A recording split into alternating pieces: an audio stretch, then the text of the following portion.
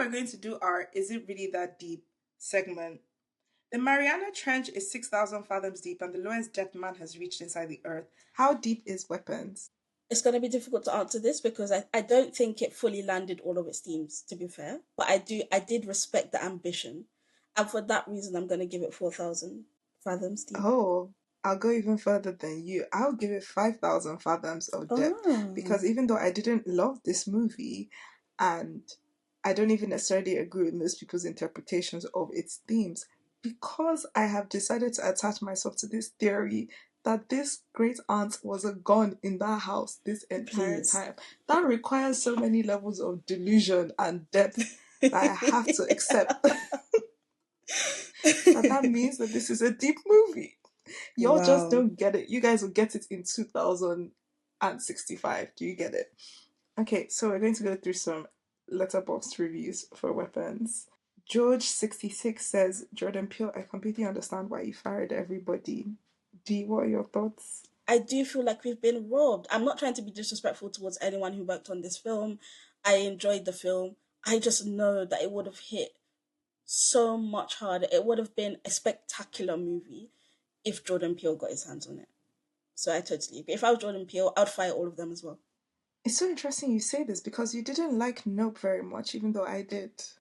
No, So your issues with Nope don't stop you from thinking that Jordan Peele would have made much more out of this film? of course not.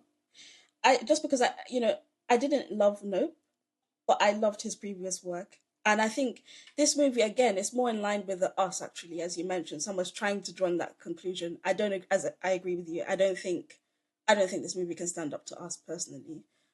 But because it explores, I think because the thematic depth is similar, let's say, in terms of the breadth and the seriousness of the themes being discussed, it does give me hope that Jordan Peele would have been the right one to address this, especially as you mentioned, because Zach Cregger is a white man ultimately. No shade.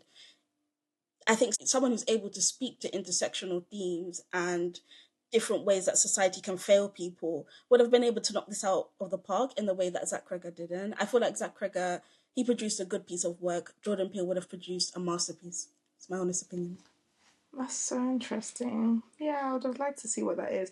One clear thing that he would have definitely done, which all of his movies have, and in fact it increases with each subsequent movie, is I think his version of this movie would have had a lot more flair and style.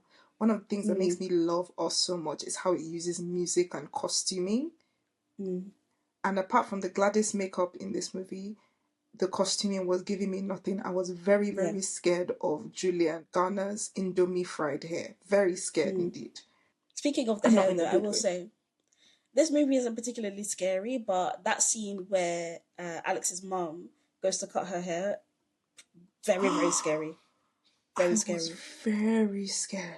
I was Terrifying. so disturbed by that scene. I agree. I'm That still was very well disturbed.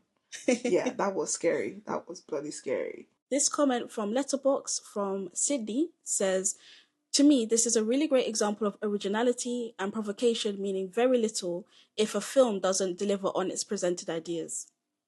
There are so many intriguing dynamics in this town that are ultimately dead ended in the service of a crazy third act that people will hoot and holler about.